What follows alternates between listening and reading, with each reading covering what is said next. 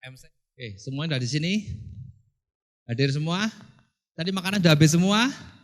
Sudah berlatih keterampilan apa tadi? Skill menghabiskan makanan. Sudah semua ya? Pasti belum. Ya itulah kebiasaan kita. Kita nih semuanya tuh sebetulnya bukan nggak tahu. Kalau nggak tahu pun ikut seminar semacam ini bisa jadi tahu. But the problem is, Anda mungkin tahu, Anda sudah tahu selama bertahun-tahun sejak kecil. Tapi belum tentu Anda sadar. Nah, itulah bedanya orang yang tahu sama orang yang sadar. Ya, bagaimana orang tahu, bagaimana orang sadar nanti kita kupas lagi sama Bante. Ya, oke, kita akan masuk ke dalam babak kedua. Oke, kita semua bangkit berdiri, kita akan panggilkan ketiga narasumber spesial kita. Ya, silakan para narasumber, Pak Haryanto Halim, Pak Edi Mulyanto, dan Bante Utama Mahatera. Kalau Buddha tuh bilang di dalam Dhammapada 204 ya Bante ya. Tadi yang nomor satunya itu ada 4 poin Bante ya. Nomor 1 kan sudah dibahas sama Pak Edi, bahwa kesehatan itu adalah satu kayak perolehan yang tertinggi. Ya, kemudian kedua itu kecukupan hati, itu adalah kekayaan yang tertinggi ya, santuti itu Bante. Itu ada satu lagi yang belum kita bahas Bante. Yang keempat Bante pasti sudah tahu juga Nibanang Paramangsukang toh. Nah, itu kalau Bante bahas sendiri sama saya juga gak mudeng saya Bante. Yang keempat ini tolong jangan dibahas. Ya, Nibbana adalah bahagian tertinggi. Itu bahasa di dalam. Tapi yang ketiga nih Bante, tidak satu pun narasumber kita membahasnya. Yaitu apa? Kalyanamita. Nah, itu adalah keluarga yang terbaik. Teman-teman spiritual alias Kalyanamita. Ini kok tidak dibahas sama ketiga narasumber Bante. Tolong Bante kira-kira sampaikan Bante. Ada yang ini. Sebetulnya sangat banyak ya sumber-sumber kebahagiaan itu. Tetapi karena ini kan semua dikompres. Ya, jadi dipadatkan sehingga mungkin ada beberapa hal yang kita tidak bahas secara spesifik. Seperti misalnya lingkungan kan juga sama ya. Lingkungan itu juga menimbulkan kebahagiaan itu juga ada. Yeah. Ya, seperti yang tadi misalnya kalau Pak Haryanto kan juga memberikan kondisi kerja yang bagus dengan suasana seragam yang sama sehingga menumbuhkan semangat kerja yang tim spirit semangat ya. Nah, kalau saya kan tadi mengistilahkan dengan idola. Karena kalau idola dalam skala kecil kan keluarga juga bisa, teman juga bisa, karena di dalam kehidupan kita ini. Kalau idola diri sendiri boleh nggak Bante? Iya, itu narsis namanya nanti. Ya. Jadi dalam kehidupan kita ini sehari-hari kadang kita ada yang disebut the significant others. Jadi ada significant others. Bahasa Indonesianya. The significant others itu adalah pihak lain yang mempunyai makna bagi kita. Oh iya. Jadi biasanya kita ini dipengaruhi gaya bicara kita, cara berpakaian kita, potongan rambut kita, gaya hidup kita itu dipengaruhi oleh beberapa pihak. Termasuk Bante juga dipengaruhi ini Bante? Iya, lah ini kan saya pakai jubahnya ya contoh ngikuti yang lain-lain ya. Kan nggak ya. bisa main selempangnya sendiri-sendiri, lalu kalau perlu dijepeti, kalau perlu dikasih kan ada kancing. Bante, beberapa yang bikin sendiri gitu, motong-motong sendiri gitu. Iya, nah itu dia signifikan others-nya yang lain lagi. Ya. Kemudian nanti merasa, wah ini kan batik milik Indonesia, kalau gitu jubahnya jubah batik. Nah, itu gitu. tidak dipakai yang begitu. Ya gini Bante, banyak gini ya. Nah, keren, lebih keren tuh Bante. Ya, nah jadi tiap orang punya significant others. Orang yang berperanan mengubah gaya hidupnya dia. Nah itu mungkin salah satunya adalah teman, kalau saya tadi saya sebut dengan idola. Tapi juga bisa itu keluarga kita, ayah kita, ibu kita, memang lingkungan kita ini sangat berpengaruh sekali. Bahasa kita sebetulnya berasal dari ibu kita. Karena itu disebut bahasa ibu. Ya, karena dia yang melatih kita ngomong dan sebagainya. Dia menjadi significant others. Walaupun mungkin setelah kita dewasa, significant others kita bisa jadi pasangan hidup kita, atau tetangga kita, atau video, film dan bintang sebagainya. Film, selebriti gitu. Ya, jadi tidak menolak adanya pengaruh besar dari lingkungan yang disebut tadi kalyanamita atau teman yang baik, tetapi kita mungkin menggunakan bahasa yang berbeda. Oh, ya. Jadi kalau Pak Haryanto tadi menggunakan situasi kerja yang berbeda, yang dibikin seragam, itu sebetulnya adalah beliau membentuk kalyanamita. Jadi karyawan bukan sebagai bawahan saja, tapi juga bisa menjadi temannya kan. Mitra, akhirnya ya, kan, ya kalyanamitra toh, mitra, teman yang baik. Makanya kan beliau tadi mengatakan ketika makan bersama sulit dibedakan antara pimpinan dan bawahan. Ini sebetulnya adalah kemitraan di dalam kantor beliau. Sehingga kalau tadi dikatakan beliau tidak menjelaskan atau ketika pembicara tidak menjelaskan, saya kira beliau sudah menjelaskan sudah dengan cara, ada ya. caranya beliau sendiri. Dibantai tadi yang Idola. Jadi ada figur luar, significant others yang mempengaruhi kita. Karena itu masing-masing kita perlu ada pendekatan kekeluargaan. Tentu saja mungkin bukan pasangan hidup kita, mungkin bukan teman. Significant others itu macam-macam ya. Ada yang kita, significant others kita ayah kita. Ada yang ibu kita, ada tetangga kita. Tidak tertutup kemungkinan babysitter kita juga bisa. Oh iya bisa. Bisa. Ya. Karena beberapa anak yang orang tuanya sopan-sopan, akhirnya anaknya suka miso-miso. Atau sebaliknya orang tuanya suka miso-miso, anaknya sopan-sopan. Kemudian orang nanya, loh ini kok anaknya beda ya wataknya sama orang tuanya? Iya, karena dia dididik babysitternya. Kenapa? Ya itulah significant others itu. Ya. Idolanya dia. Mitanya babysitter itu ya. Atau idolanya babysitter itu. Bisa menjadi lebih baik, bisa menjadi lebih buruk. Nah jadi kita sebetulnya sudah menyinggung dan semua orang punya. Significant others pasti punya. Makanya kadang kalau kita menasihati seseorang sulit, yang kita cari yang pertama adalah dia ini nurutnya sama siapa. Dia segan sama siapa. Dia mau mendengar nasihatnya siapa. Nah kita titip kepada orang itu, tolong ya orang itu dikasih pesan tahu sponsor gitu ya. Ya. Jadi kalau tadi misalnya Pak Haryanto ngomong tentang Marimas sendiri mungkin kurang bagus. Tapi begitu Pak Edi yang ngomong, third party pihak ketiga. Begitu Pak Edi yang ngomong, jadi signifikan aja. Kelihatan objektif gitu kan. Apalagi kan beliau ngerti kesehatan. Ya. Langsung saya nggak promosi loh. Begitu ngomong nggak promosi, dia sudah promosi sebetulnya. Iya betul juga ya. Ya tepuk tangan untuk Pak Edi tuh. Oh iya. Ya Pak Edi silakan Pak Edi.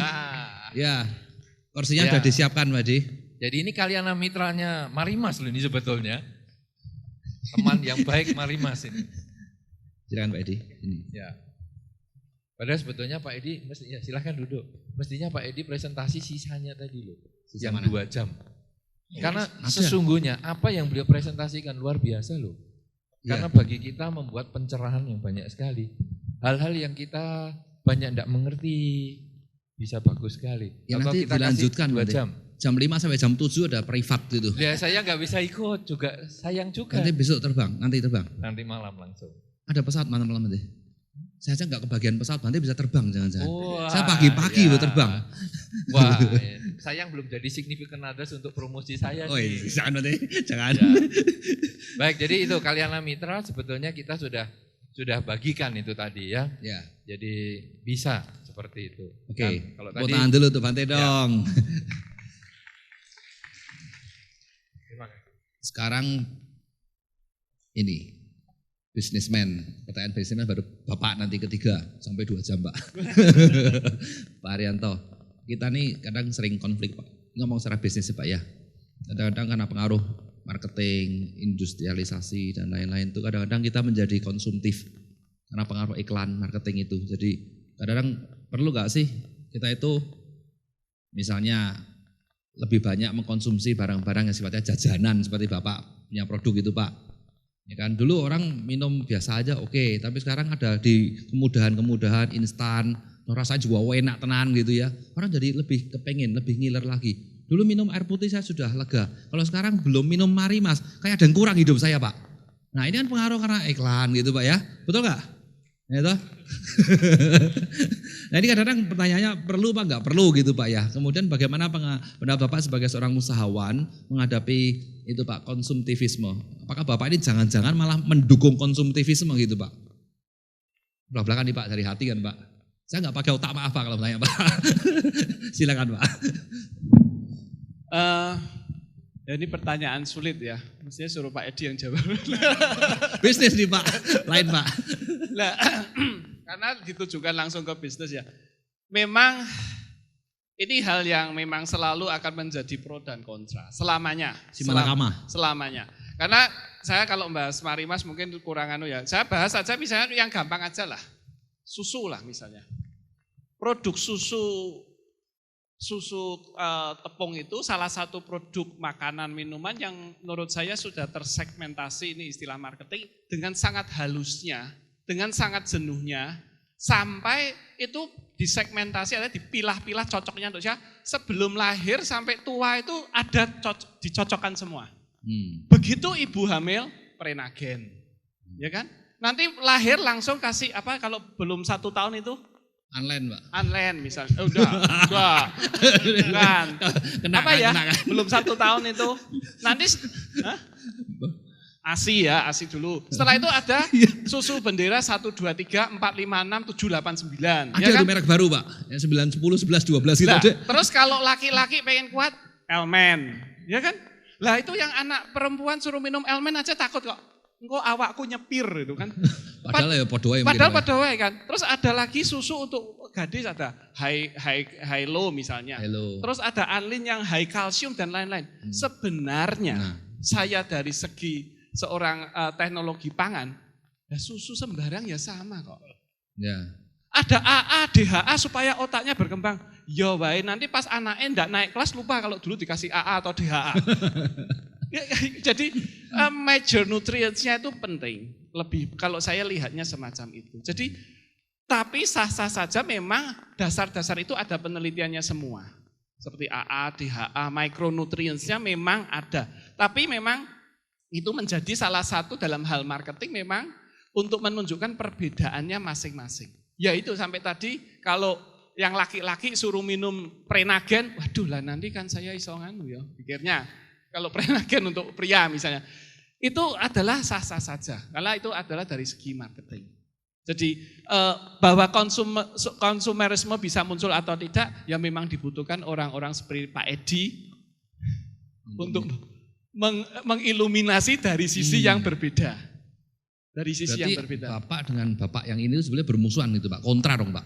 Satunya ngomporin, satu lagi menyadarkan gitu Pak. Ya, cuman Pak Edi kan tadi juga jualan antioksidan. Bapak menyebarkan radikal bebas gitu. Saya lihat ya. Dari segi kan bagaimanapun siapapun lah, termasuk Bante pun juga mau tidak mau dalam berbicara pun kan harus memperhatikan marketing side dari suatu presentasi. Ya. Mau tidak mau itu harus diperhatikan. Kalau misalnya audiensnya ini diajak ngomong selalu nanti kalau berbuat baik masuk surga, lama-lama kan orang yang nggak tertarik. Sudah nggak kontekstual masalah-masalah itu. Secara marketing sekarang yang dibutuhkan umat adalah hal-hal yang kontekstual semacam kesehatan semacam ini. Ya. Pakai singkatan akronim segala macam. Ya pakai gitu singkatan akronim semacam itu. Ya. Jadi sah-sah saja memang tidak boleh berlebihan sekali dalam mengklaim misalnya. Tadi mungkin Pak Edi menyebut beberapa produk yang klaimnya terlalu berlebihan. Nah itu memang harus diperhatikan. Kalau Bapak sendiri di perusahaan pernah kena tegur nggak Pak dari Dirjen POM gitu misalnya? Pernah overklaim gitu di media massa? Selama ini sih belum. Karena yang kita klaim kan hanya kesegaran, memang itu yang kita tawarkan. Kesegaran aja, nggak minum ini tambah sehat dari Superman gitu? Pernah saya klaim memang kalau minum ini selama 3 bulan pasti kurus. Masih kurus. Orang nggak percaya bilang, loh cuma minum ini tok, nggak boleh makan lainnya. Oh, nah ini dia nih. Hanya minum ini tok 3 bulan bisa pasti tergelincir kurus. Itu situ Pak orang. Kurus, ya. Tapi nggak boleh makan lainnya. Iya, sama itu ya. Di spin gitu Pak. Sepelintir. Ya tepuk tangan tuh Pak Rianto ya. Nah sekarang ini Pak Edi punya banyak agenda nih. Nanti kita turun aja tuh gimana nanti ya. 2 jam aja ya. 2 jam. Bentar Pak. Nah tadi gini, Pak Edi saya pernah baca satu artikel Pak. Ada 3 kata yang paling favorit. Ini tulisan orang Amerika, Pak mungkin pernah dengar juga. Katanya 3 kata tuh yang paling favorit itu nomor 1 itu adalah money. Kedua adalah seks. Yes. Wah, kok ya saya kenceng banget sih Pak? Belum Pak? Saya ikut Pak Haryanto. Ya semalam kan saya ketemu Pak Haryanto. Ketemu cuman sejam kira-kira. Tapi beliau tuh menginspirasi saya banyak hal. Tentang seks? Yes, tentang seks. Aduh. Dan yang ketiga itu adalah, health Pak. Health, betul. Nah jadi ini ketiga-tiganya menyangkut Bapak ya, kecuali money beliau gitu. Bante, yang topik kita gak laku Bante. Spiritual gak ada, dharma gak ada Bante. 3 kata paling favorit. Waduh gimana nih ya. Ya udah enggak apa-apa berarti. Ini memang harinya seks berarti sama health. Not our day. Ya, Bapak tadi topik yang paling menarik itu ya. Tadi Bapak kelihatannya kok agak ragu-ragu, sungkan gitu Pak ngomongin hubungan seks dengan kesehatan Pak. Saya sendiri pasti penasaran Pak. Tadi saya terus terang agak sungkan karena saya tuh ditatap terus sama Bante. Jadi saya tuh rodok pekewuh gitu. Tapi sekarang ternyata setelah dapat izin dari Bante. Gitu loh, gitu. Saya jadi cerita banyak. Jadi tadi mungkin nyambung sedikit. Ini sebetulnya science ya Bapak Ibu. Science itu ilmu pengetahuan. Jadi berdasarkan riset ini saya juga beberapa kali memberikan seminar di ratusan tempat di Indonesia bahkan di luar negeri juga. Itu ternyata dari survei yang kita dapatkan ya, kenapa ibu-ibu wanita dengan usia yang sama itu biasanya suami dan istrinya lebih tua, kelihatan lebih tua istrinya. Lebih usia sama tua istrinya. Kelihatannya appearance-nya. Tapi kan matinya biasanya suami duluan Pak. Oh belum tentu Pak, belum tentu. Penuaan istri dulu, tapi mati belum tentu Pak, belum tentu Pak. Angka harapan hidup lebih tinggi perempuan Pak. Oh absolutely, betul. Ya. Nah itu kenapa kok appearance-nya bisa lebih kelihatan lebih tua wanita? Ternyata dari hasil survei Bapak Ibu, 70% ya, 70% pasangan suami istri di dalam rumah tangga ya, 70% diantaranya tuh istrinya itu tidak pernah merasakan yang namanya orgasme. Nah, padahal itu berhubungan erat dengan proses pencegahan penuaan. Ya, ini sangat serius. Ya, salah satu hormon yang paling berpengaruh terhadap awet muda. Saya juga ngaku kenapa saya kelihatan muda. Saya sering orgasme. Ya, itu pasti. Kenapa? Ya, ini sains ya Bapak Ibu. Ya, ini sains ya. Ada 3 hormon Bapak Ibu. Namanya itu pheromones, serotonin, dan endorfin. Ya. 3 hormon ini bertanggung jawab terhadap perlambatan proses kerusakan telomer. Apa itu telomer? Telomer adalah bagian terkecil dari sel kromosom yang bertanggung jawab terhadap berapa lama orang itu akan menua. Ketika seseorang sering sekali mengeluarkan hormon serotonin, pheromones, dan hormon endorfin, proses pemendekan telomer ini menjadi sangat lambat. Artinya proses penuaan juga menjadi lambat. Artinya awet muda. Problemnya Bapak Ibu, banyak sekali pasangan suami istri yang istrinya selama berumah tangga itu belum pernah merasakan yang namanya orgasme. Ya, why? Kenapa? Kemarin saya sudah ngobrol dengan Pak Arianto, seorang laki-laki itu untuk mencapai orgasme itu hanya perlu 5 step, 5 langkah. Wanita itu perlu 18. Perlu diperhatikan enggak Pak? Beliau praktisi Pak, perlu dipraktekkan. Boleh. Pak Haryanto nanti praktek habis ini. Videonya langsung. Ya, ini science. Artinya seorang wanita untuk mencapai level ke orgasme itu dia perlu waktu yang jauh lebih lama. Nah, repotnya sebagian besar suami itu nggak ngerti bagaimana harus melakukan sesuatu agar istrinya juga bisa mendapatkan orgasme. Nah, ini yang menjadi problem sehingga banyak sekali kejadian-kejadian di mana si istri ini nggak pernah mendapatkan yang namanya orgasme tadi. Nah, di dalam session ini barangkali saya bisa sedikit memberikan informasi terutama bagi para bapak begitu ya. Pasangan kita, ini ada yang umurnya di bawah 15 tahun enggak? Kalau ada dengan hormat mungkin keluar ruangan dulu begitu ya. Tapi enggak apa-apa, sekarang ini ilmu kok, ini ilmu bukan jorok. Oke, ini ilmu sains. Jadi siapapun boleh mendengarkan karena ini ilmu ya, dan hanya boleh dipraktekkan dengan pasangannya, artinya dengan istrinya yang sah atau suaminya yang sah. Kalau ya. belum punya pasangan. Nanti saya ceritain Pak. Oke. Ada kiat-kiat. Nah, harusnya ya seorang suami tadi itu harus ngerti bagaimana yang namanya foreplay Bapak. Ini saya bapak ya nggak ngomong ibu. Kalau ibunya ada yang suaminya nggak datang nanti diajari di rumah. Kemarin saya dengar dari Edi itu dia cerita mengenai foreplay. Kalau kamu nggak tahu, tolonglah kamu beli buku, ya toh. What's the best foreplay in the world begitu, ya. Kenapa? Kembali lagi tadi, cowok itu nggak usah dia lama-lama dengan foreplay. Dijepitin pintu aja bisa ejakulasi laki, gampang istilahnya gitu. Wanita nggak bisa seperti itu. Pertama, kedua, banyak orang yang nanya apakah orgasme dengan ejakulasi itu sama? Lain, ya, lain. Setiap orgasme pasti diikuti dengan ejakulasi, tapi ejakulasi belum tentu orgasme. Jadi makanya kenapa saya selalu bilang seksual itu penting sekali, harus dilakukan dengan sangat aktif, tapi harus dengan pasangan yang sah. Karena ketika kita dengan orang lain, kita ejakulasi, betul, tapi tidak mungkin orgasme dan itu malah merusak telomer. Kenapa? Karena ada rasa bersalah di sana. Ya, sebandit-banditnya cowok, kalau dia melakukan dengan orang lain pasti ada rasa bersalah dan itu merusak, ngeluarin hormon kortisol namanya.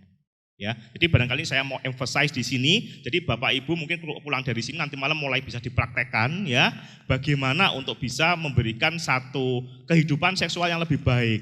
Dan saran saya untuk kehidupan seksual itu jangan di planning ya. Engko nek anak-anak sudah tidur jam 9, lampu dimatiin, naik ranjang buka-buka, selesai wisuh. Itu kalau setiap hari begitu Bapak Ibu bosen, boring ya. Seksual yang betul adalah wild. Wild itu liar. Maut. Yes. Di tempat terbuka gitu. Lunda. Yo jangan disuket Pak, nanti gatel Pak ya. Ono ulere. Maksudnya wild itu jangan di planning Bapak Ibu. Ya saya mau cerita sedikit yang saya alami gitu. Saya kalau kadang-kadang kalau pas anak-anak sekolah gitu ya, kita lagi nggak ada jadwal seminar, kita bisa dimanapun sehari bisa 5-6 kali. Seriously. Ya, dan itu wild, bisa dimanapun.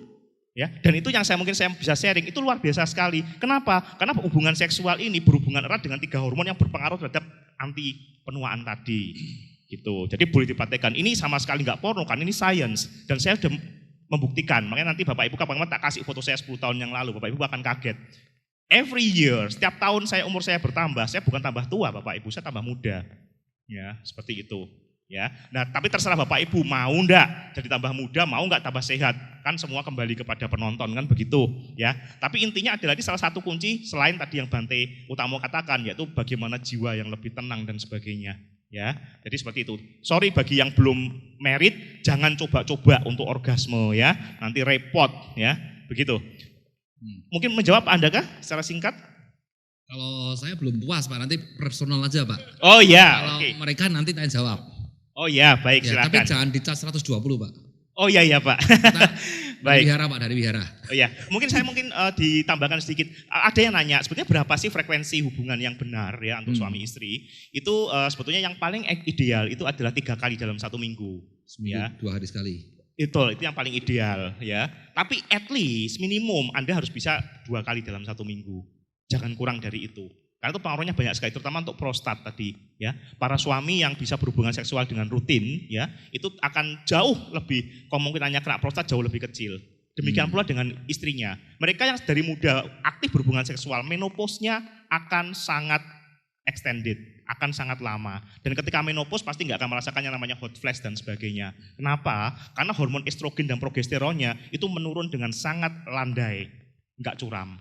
Tapi mereka yang sering mengalami hot flash, menopause-nya nggak enak, badannya sakit semua, jadi pusing dan sebagainya, itu biasanya ketika muda, itu biasanya secara seksual tidak terlalu aktif atau jarang mendapatkan orgasme. Jadi kalau sampai ibu-ibu ada yang menopause dan menopause-nya nggak enak, yang disalahkan pertama kali adalah suaminya. Suami. Ya, tepuk tangan dulu untuk para suami. Gitu. Ya, jadi nanti mungkin ada session khusus untuk para suami, nanti tak ajari bagaimana caranya foreplay yang betul. Ya. Ini serius loh. Perlu pakai mitra, kalena mitra gitu. Yo jangan Pak, wong itu science kok Pak. Ya jadi di tubuh seorang wanita itu ada 8 titik. Nah 8 titik ini harus distimulasi secara berurutan dan benar. Ya, benar, 8 titik. Ya. Nah itu ketika bisa mendapatkan 8 titik itu, biasanya pihak istri akan mendapatkan orgasme dengan jauh lebih cepat dan lebih intens. Gitu. Itu rahasia juga Pak ya? Itu rahasia. Dan buat saya dulu Pak. Oh iya, nanti tak kasih 8 titiknya ya. Boleh. Ya. Nanti kapan, sebetulnya tadi saya mau bawa buku tadi itu, ada satu buku yang saya sangat senang, itu judulnya 365 Styles of the Day. Jadi buku itu ada 365 gaya untuk berhubungan seksual, berarti tiap hari ganti gaya, biar nggak bosen. Tapi kelupaan enggak saya bawa gitu. Nanti next time mungkin saya bawa biar pada kehidupan rumah tangganya jadi nggak bosen begitu ya. Oke. Terima kasih. Ya, silakan lanjutkan. Bante, tadi kan bosen kan masalahnya. Tadi ingat lagi. Kadang-kadang saya tuh meditasi juga bosen Bante.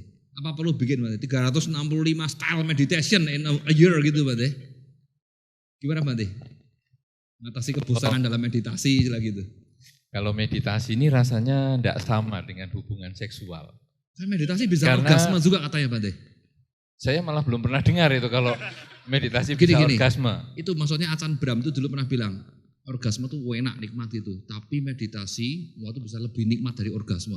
Ya. Saya penasaran tuh Bante. Ya, tapi kan Bante. bukan berarti meditasi bisa orgasme. Oh iya. Anda memelintir ini.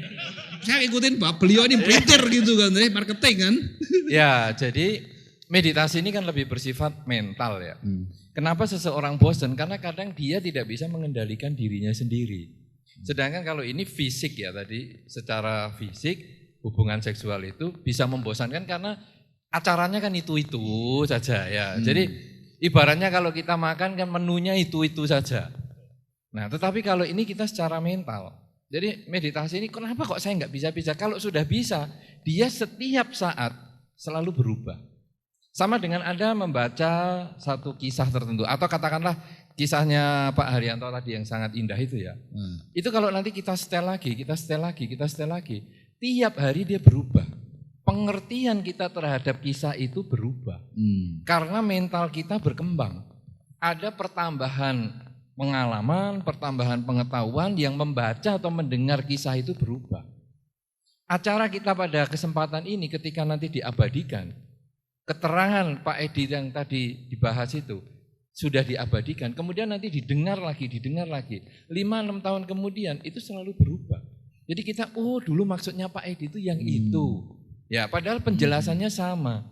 Nah, meditasi ketika kita mampu mengendalikan pikiran, kita mampu mengenali pikiran, mampu menyadari pikiran, setiap saat bermeditasi itu berubah. Mungkin tidak lagi dibutuhkan 365 jurus meditasi. Satu doang cukup. Setiap saat dia berubah.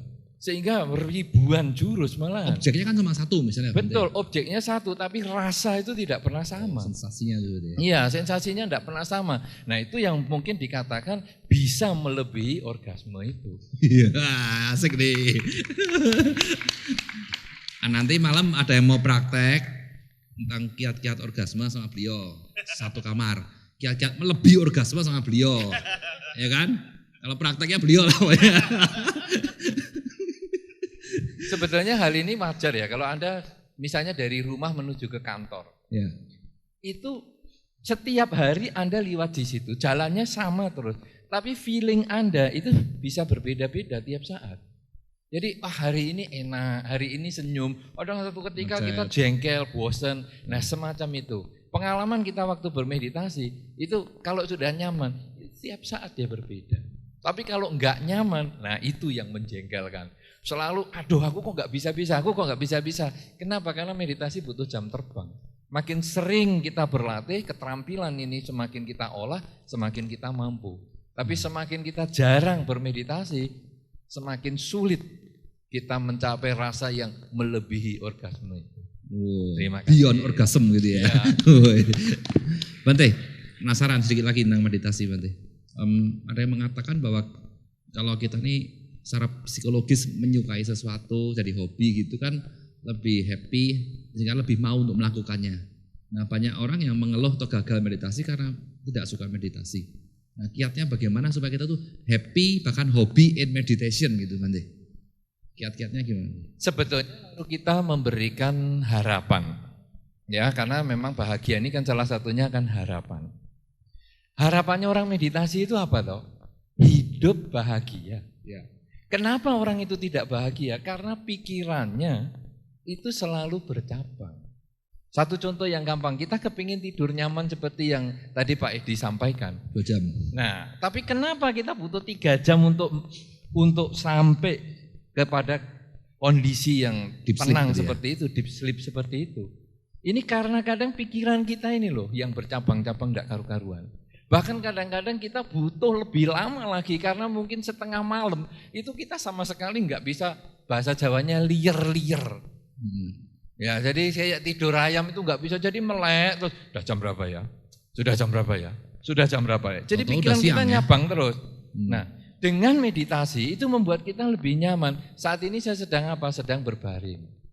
Mata saya tertutup, ya rileks mulai ujung kaki. Lalu kita sadari, rileks, set, sudah mulai berat, dep. Masuk deep sleep itu.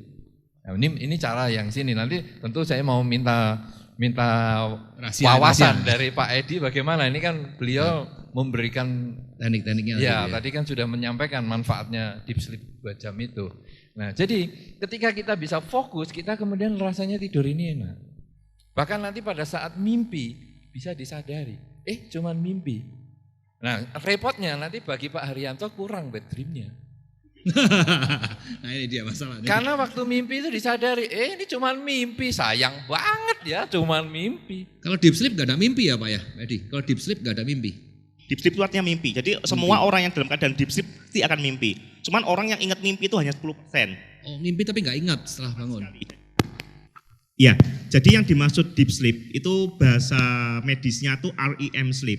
REM, repeatedly eye movement. Jadi artinya ketika kita deep sleep itu mata kita gerak-gerak. Jadi tanda fisiknya ketika kita deep sleep mata kita tuh gerak-gerak cepat gitu. Nah itu ketika gerak-gerak tuh pasti mimpi. Pasti mimpi. Nah cuman mimpinya tuh 90% kita nggak inget biasanya gitu. Kecuali seperti Pak Haryanto mimpi wet dreams tadi. Itu inget ya. Nah tapi yang mimpi biasa biasanya banyak yang lupa. Tapi mungkin Bante mungkin nanti bisa mengajarkan kepada kita bagaimana kita bisa bermimpi hal-hal yang positif. Karena sebetulnya mimpi itu sendiri itu ekses, hasil akhir dari pembuangan elektris di dalam neurotransmitter otak. Selama kita sehari atau berhari-hari kita melakukan banyak aktivitas itu kan kita merekam banyak hal. Seperti hari ini saya ketemu dengan Bante Utamo, nanti malam saya pasti mimpi yang indah ketemu Bante, itu pasti. Ya. Nah itu hasil dari ekses neurotransmitter. Nah kembali kepada tadi, kenapa orang banyak yang nggak inget dengan mimpinya? Karena kadang-kadang itu sisa elektris dari neurotransmitter itu begitu lemahnya. Jadi kita nggak bisa ngerekam begitu. Pak, kita kan nggak ingat kalau kita ngimpi. Bagaimana Bapak bisa mengatakan bahwa tadi gua mimpi? Kan nggak ingat Pak. Sorry, 10% kita ingat Pak. Remang-remang gitu. Iya, jadi dari semua mimpi yang pernah kita alami itu 90% kita lupa, tapi 10% kita ingat. Seperti itu. Nah, justru saya mau nanya dengan Bante Utamo adalah apakah ada satu teknik di Buddhis di mana kita bisa memilih mimpi apa yang kita akan dapatkan. Memilih mimpi gitu. Nih ya. Itu kan luar biasa sekali ya kalau bisa seperti itu. Karena sebetulnya mimpi itu punya efek sangat positif. Saya punya satu ilmu ya yang namanya study by sleeping. Jadi kita belajar sambil tidur. Itu teknik itu lagi dikembangkan di Amerika Serikat dan sangat efektif. Ya, jadi sambil kita tidur tuh kita belajar begitu, dan itu masuknya jauh lebih cepat lagi, seperti itu. Ya, itu yang barangkali mungkin Bante bisa memberikan pandangan dari sisi Buddhis. Apakah dengan bermeditasi yang baik itu kita bisa ngatur mimpi gitu? Tapi tentunya bukan mimpi wet dreams ya, itu mah tidak bisa diatur dari meditasi ya begitu. Ya, itu jangan-jangan bukan mimpi lu Pak tadi itu Pak. Pak Haryanto bukan mimpi jangan-jangan. Oh bukan mimpi. Saya curiga itu tadi itu. Pak Haryanto tadi malam mimpi apa ya, hari ini dikerjain ya? Nah, saya akan masuk tadi yang pertanyaan dari Pak Andaka dulu ya, sebelum kita menjawab yang Pak Edi. Jadi kenapa kita harus mendorong orang berlatih meditasi itu sebetulnya dengan memberikan harapan dulu. Tujuannya apa sih? Fokus. Dimingin-mingin dulu. Ya, fokus. Karena kalau kita tidak ada tujuan, biasanya orang males. Ya, seperti yang tadi disampaikan oleh Pak Edi. Kita mau makan sehat itu gunanya untuk apa? Nah ini beliau sampaikan dulu supaya antioksidannya tinggi sehingga bisa sehat, bisa sel-sel tubuhnya menjadi lebih bagus. Nah itu kan harapan. Mungkin yang sekarang ini belum terpikir, oh iya ya kalau gitu bagus. Nah ini terdorong, termotivasi orang untuk melakukan. Demikian pula meditasi. Kenapa kita sekarang kadang kalau kita mau pergi ke airport buru-buru, lalu nyetirnya ngebut, kok cepet capek? Karena pikiran kita ini nyuabang-nyabang enggak karu-karuan. Itu mungkin kalau diukur gelombang betanya tinggi sekali. Nah, tapi kalau kita fokus, saat ini saya sedang apa? Sedang nyetir mobil.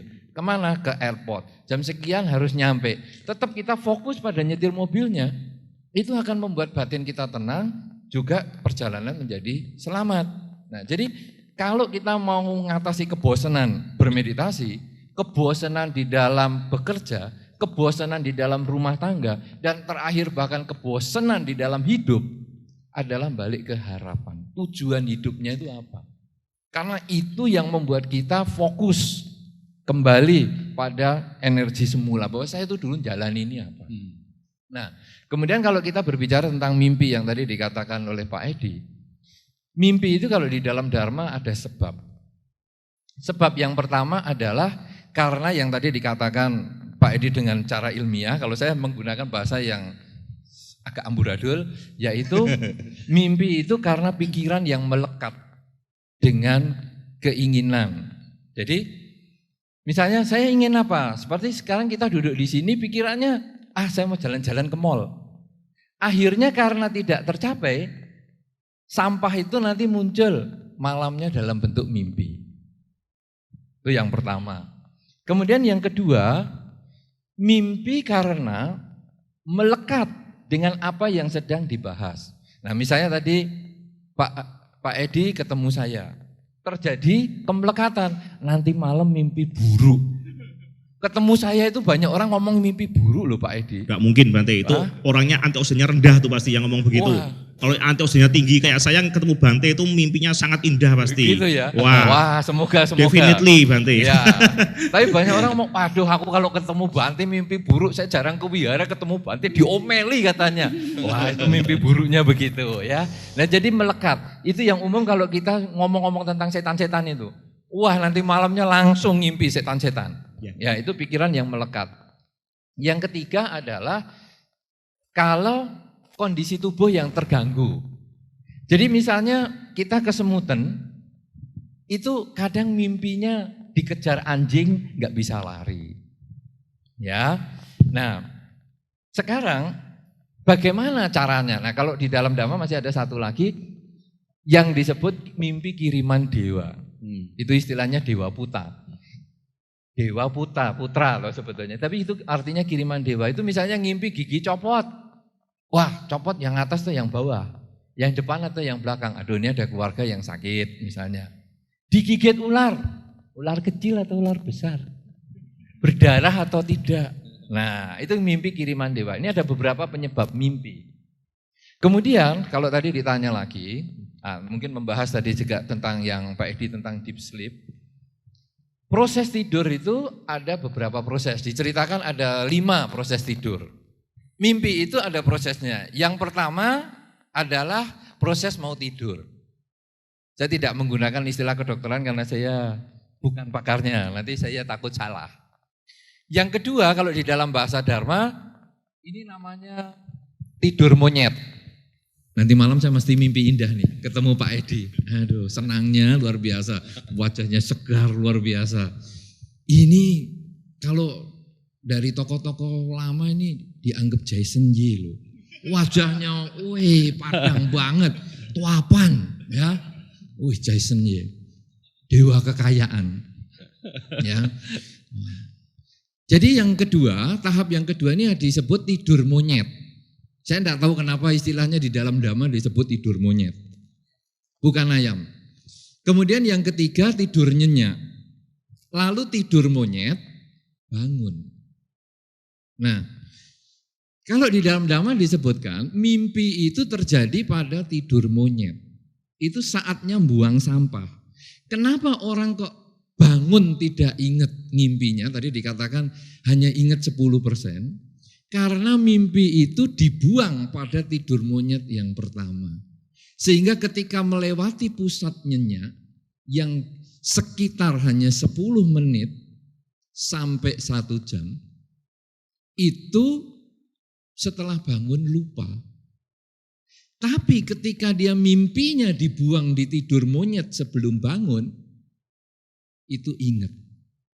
Jadi tidur ini hanya sebetulnya 10 menit. Tidur dalam pusat nyenyak ini 10 menit sampai 1 jam. Karena itu sekarang sopir kalau capek langsung tidur di depan gardu satpam, 10 menit bangun seger. Karena dia langsung masuk ke pusat nyenyak.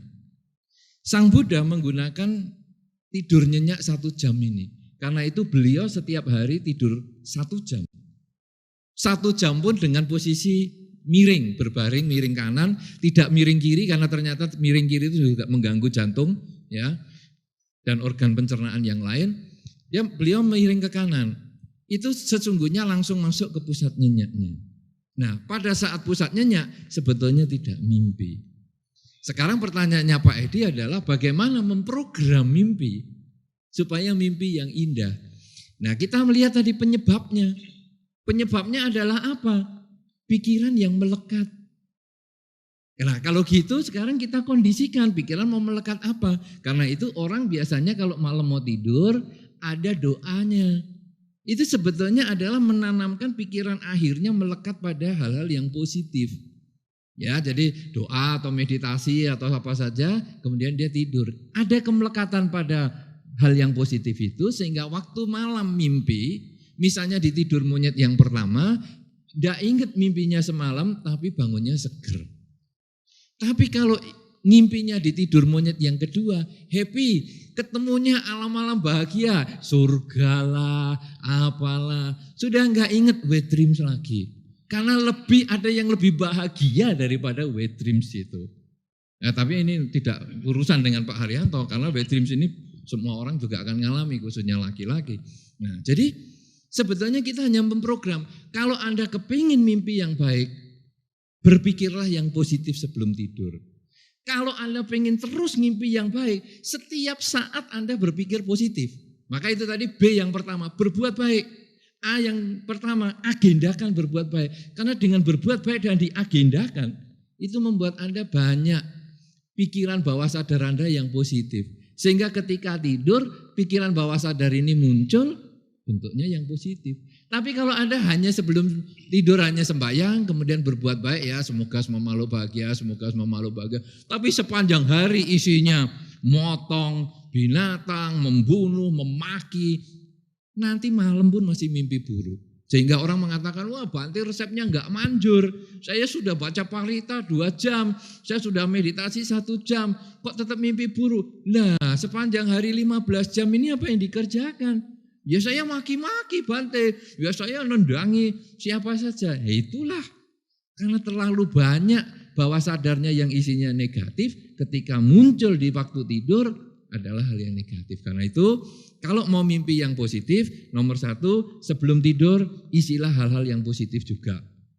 Kalau Anda kepingin mimpi yang positif terus, maka sepanjang hari, sepanjang umur Anda, isilah hal positif. Pasti mimpinya baik-baik.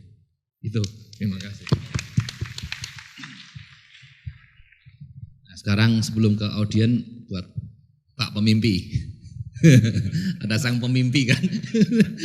Sekarang ini sang pemimpinya saya tanya satu pertanyaan agak susah lagi Pak. Untuk Bapak susah pokoknya Pak. Yang paradoks, ambigu, kontroversi begitu. Ini kan ceritanya kan kaya, sehat dan bahagia. Kalau sehat ini beliau sudah jelas sih, ada data-datanya. Nah kalau yang kaya dan bahagia ini kan selalu abstrak gitu Pak.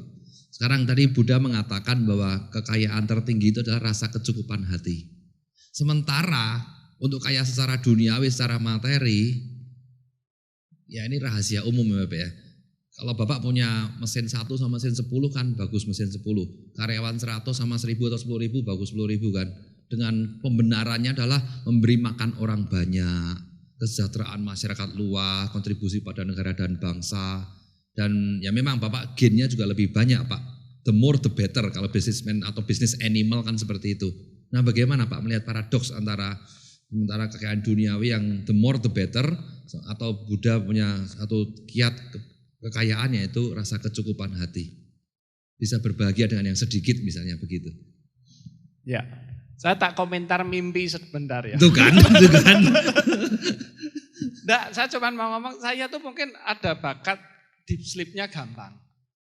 Saya tuh selalu dikomplain istri, lagi cerita tahu-tahu saya sudah ngorok. Itu enggak cuman, dan ternyata itu keturunan. Turunan. Jadi dan lucunya memang saya juga jarang mimpi, betul itu. Karena langsung deep sleep atau gimana, terus jarang mimpi. Tapi mudah-mudahan karena sudah dengar ceramahnya Pak Edi hari ini kok saya kelihatannya juga bakal mimpi indah juga malam ini. Mungkin juga, ya tapi mungkin mudah-mudahan enggak cuman orgasme saja mimpinya. Mengenai pencapaian itu memang dalam bisnis memang itu akan menjadi ya sama semua orang menghadapilah. Tapi saya juga selalu melihat bahwa kalau dalam agama lain pun ada yang mengatakan kekayaan itu seperti air laut, semakin diminum semakin haus. Semakin haus. Dan itu benar. Makanya di presentasi saya pun sebenarnya juga mengatakan bahwa yang setiap saat harus kita ingatkan adalah sebenarnya kita itu lemah sekali. Lemah sekali. Maksudnya? Kadang kan kita jadi pengusaha atau jadi lelaki itu kan jumawa. Artinya, saya tahan godaan. Enggak. Yo. Enggak akan saya ikut-ikut gitu atau saya enggak mungkin kepencut sama perempuan itu atau apa. Saya bilang, bukan karena imannya yang kuat atau apanya yang kuat, tapi godaannya yang terlalu kecil. Godaan terlalu kecil. Baru bisa lolos. Baru bisa lolos. Kalau godaannya besar, dianggap besar sekali, pasti akan menjadi goyah. Kita pasti akan menjadi goyah. Pada saat itulah mengingatkan bahwa kita itu lemah itu sangat penting sekali. Karena anytime godaan yang sedemikian besar datang, tawaran bisnis yang mungkin secara moral tidak memungkinkan atau secara etika atau secara integritas itu tidak baik, akan kita tubruk kalau kita tidak selalu mengingatkan bahwa kita itu lemah. Oke. Jadi itu yang menurut saya mungkin lewat meditasi atau agama lain lewat doa-doa apa, tapi sebenarnya yang harus mengingatkan kita itu bukan orang yang kuat. Kita itu lemah. Ada percobaan, ini di riset dilakukan untuk simpanse. Kalau yang kalau perisetnya pegang aqua di tangan kanan, simpansenya harus tuding tangan kiri yang kosong, nanti aquanya diberikan. Pegang mic di tangan kiri, harus nuding tangan kanan yang kosong, nanti mic-nya diberikan. Dikasih kunci, kasih bola, kasih kaos kaki, kasih setip, kasih penggaris, bisa semua. Tapi begitu yang riset pegang pisang, simpansenya lali aturannya. Dia harusnya nunjuk tangan yang kosong. Iya. Tapi begitu lihat pisang dia nunjuk pisang. Terlalu kuat godaannya. Terlalu kuat godaannya. Lah para pria, para suami-suami yang di sini, kita kan mesti, oh iya saya suami baik, setia terhadap istri di rumah. Ya kan? 3 meter. 3 meter ya. Begitu menjauh, sangunya cukup, sebelahnya kenalan dengan di kereta api atau di pesawat mahasiswi mau skripsi, baunya wangi, wah itu kan langsung, ya enggak apa-apa nanti sama om ini nomornya misalnya, itu kan godaan yang terlalu besar itu realita kan. Tapi yang harus kita ingatkan kita lemah, kita itu lemah. Ini ilustrasi aja. Tapi pada dasarnya yang harus kita ingatkan juga bahwa saya terus terang banyak membaca buku-buku Buddhism meskipun memang saya belum bisa seperti nasihat yang A itu tadi saya madeg itu. Agama itu. Waduh, saya ritual belum pernah secara ikut terus, tapi saya banyak membaca Buddha itu, Buddhism. A itu bukan agama, Pak. Aduh gitu. Aduh. Nah, sebenarnya yang harus kita selalu ingatkan adalah bahwa kekayaan itu bukan apa yang kita miliki, tapi adalah apa yang kita miliki kalau duit kita habis semua. Sisanya itulah kekayaan kita sebenarnya. Air sungai bisa saja kering, tapi sungainya enggak boleh hilang kan. Kalau selama sungainya masih ada, setiap saat hujan ngisi lagi ke sungainya itu airnya. Saya belum mudeng Pak, kekayaan adalah bukan apa yang kita miliki, tapi apa yang tersisa kalau uang habis semua. Hilang semua. Kita harus mempunyai kemampuan untuk mengembalikan the wealth itu lagi, kekayaan itu lagi. Bukan wujud uang itu saja. Udah habis semua, habis itu aja. Semua misalnya. Betapa banyak saya yakin di sini banyak kisah-kisah pengusaha yang mungkin melampaui saya, yang pernah jatuh, yang pernah pabriknya kebakaran, yang pernah ditipu orang, yang pernah kena apa? Dia dengan semangat luar biasa dia bisa bangkit kembali. Itulah orang yang kaya yang sesungguhnya. Spiritualnya Pak ya, batinnya. Oh. Kalau belum pernah mengalami jatuh, terus kemudian dia jatuh nggak bisa bangun, menurut saya ya itu bejo mungkin ya. Ogi-ogian. Tapi ya. Bahwa sungainya itu enggak boleh hilang. Airnya boleh kering, sungainya tidak boleh hilang. Itulah wealth yang sesungguhnya. Dalam arti sejati. Ya. Tepuk tangan saya lagi nih, wah luar biasa nih. Saya butuh 2 kali 3 kali mikir Pak. Apa maksudnya gitu? Tambah kagum Pak. Oke, Pak Edi, sepertinya ada mau tambahan sesuatu? Ya, mungkin saya nambahin dikit. Saya luar biasa sekali. Pak Haryanto ini wawasannya luar biasa, saya setuju. Hanya saya sedikit yang saya agak mau meluruskan. Wah ini dia rame nih. Enggak meluruskan sih ya, sebetulnya cuma nambahin aja. Tadi Pak Haryanto bilang kalau kita di sepur, di kereta api, di pesawat sebelahnya parfumnya wangi begitu ya. Terus kok 36B begitu ya. Ngerti ya Pak ya? Nomor sepatu ya, nomor sepatu. Itu kok terus kasih kartu nama atau gimana. Nah, dari sisi sains, dari sisi anti penuaan, dari sisi antioksidan, saya benar-benar wanti-wanti Bapak Ibu. Jangan sekali-sekali melakukan selingkuh. Karena dari sisi sains, ketika kita melakukan selingkuh, ya, antioksidan Bapak Ibu akan ngedrop paling tidak 15.000 poin, buktikan. Waduh. Dalam Ya. waktu seketika, sejam, 2 jam. Sekali melakukan selingkuh, Sekali. Pak. Why? Kenapa? Karena ketika kita selingkuh, automatically semua orang itu sebetulnya dasarnya baik. Baik. Betul ya Bante? Hati Semua nurani. orang dasarnya baik, siapapun dia. Ya. Nah, kebaikan itu sebetulnya tertanam di dalam rohnya, rohaninya. Ya, kalau kita ngomong inner mind, ya, pikiran Ini. kita yang di dalam, pikiran kita yang tidak sadar. Nah, ketika kita melakukan sesuatu yang salah, ya, tubuh kita itu melawan dengan cara memproduksi hormon kortisol. Dan hormon kortisol itu Bapak Ibu amat sangat merusak. Amat sangat merusak. Jadi saran saya, walaupun godaannya sekuat apapun juga Bapak Ibu, jangan pernah melakukan hal yang salah. Jangan pernah melakukan hal yang melawan hati nurani. Tidak hanya selingkuh Bapak Ibu, ngapusi orang, ya, bisnis ngembat uang orang, korupsi, ya, pokoknya sesuatu yang melawan hati nurani itu dari sisi sains itu jelas akan menurunkan antioksidan dan at the end pada saatnya nanti Bapak Ibu akan menua dengan cepat, ya, pasti. Ya, dan itu biasanya bukan hanya menua, tapi yang timbul penyakit-penyakit yang namanya degenerative disease, penyakit-penyakit yang timbul karena kemunduran fungsi organ. Ya, jadi saya bukan Bante, tapi dari sisi saya memandang barangkali saya masih on the track, masih satu jalur dengan ajaran Buddhism, ya, bahwa kita itu memang kalau mau awet muda, kita mau selalu sehat, itu usahakan selalu berbuat baik dan berbuat baik. Ya. Mungkin saya nambahkan sedikit supaya meluruskan supaya image-nya betul loh ini. Tadi udah lurus, dibengkokkan, luruskan lagi, Pak. Saya juga karena saya menyadari lemah, makanya kalau keluar kota atau keluar negeri, saya selalu ngasih tips juga ke teman-teman. Bawa foto keluarga. Yes, betul.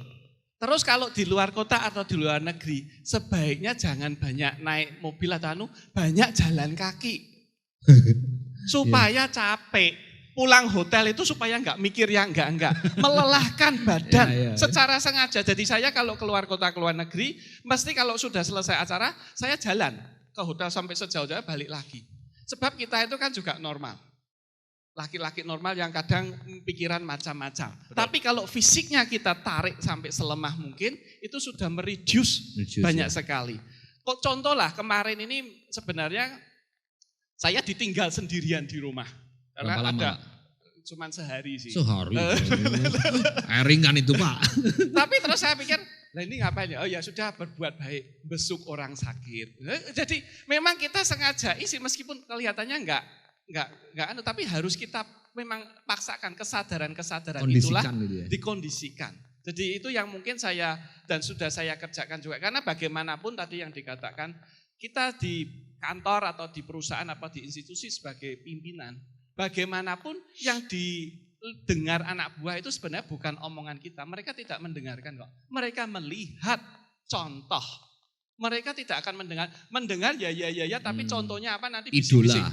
Idola. Mereka melihat contoh dari tindakan itu. Cocok gak yang diomongkan dengan yang dilakukan, itu aja.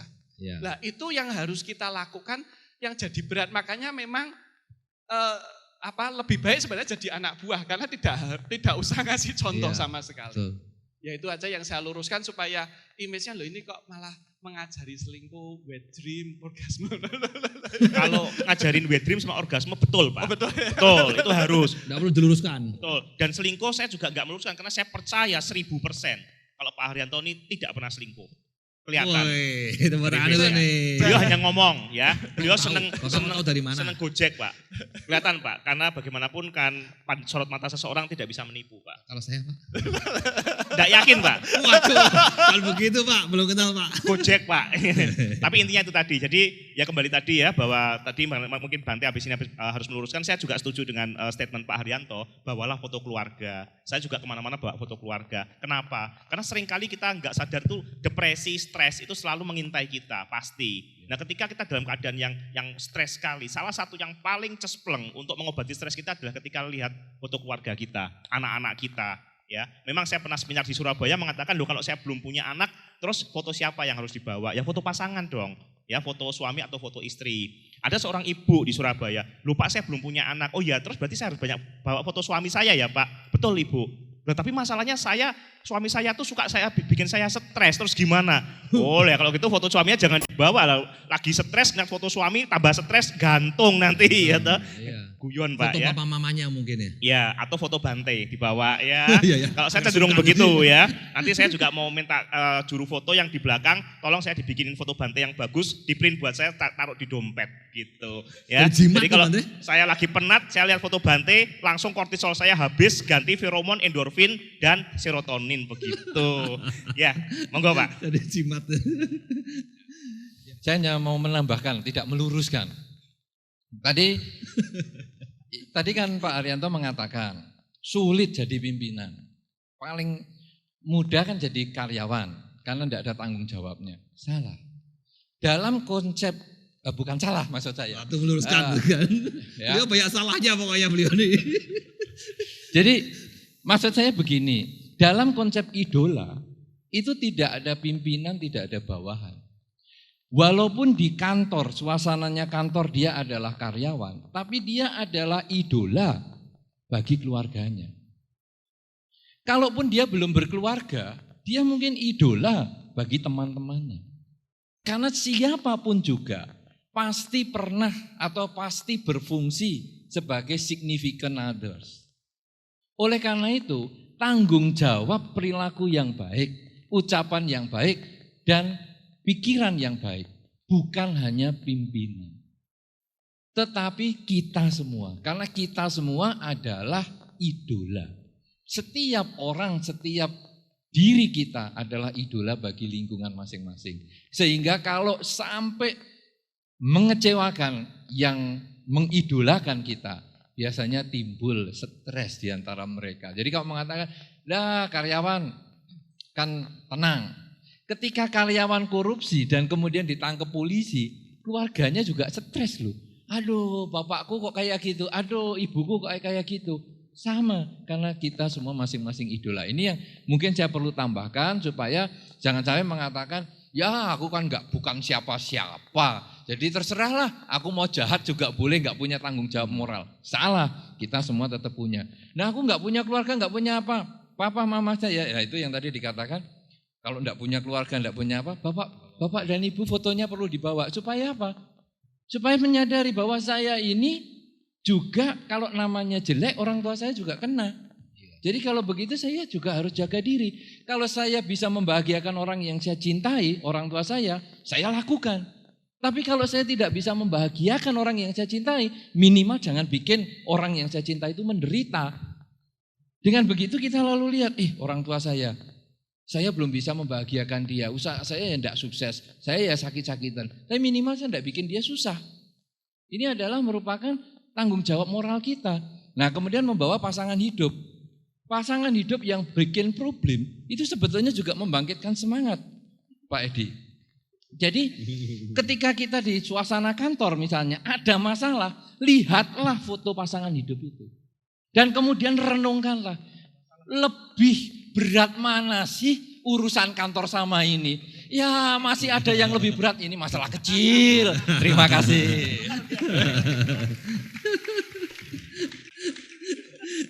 Ya.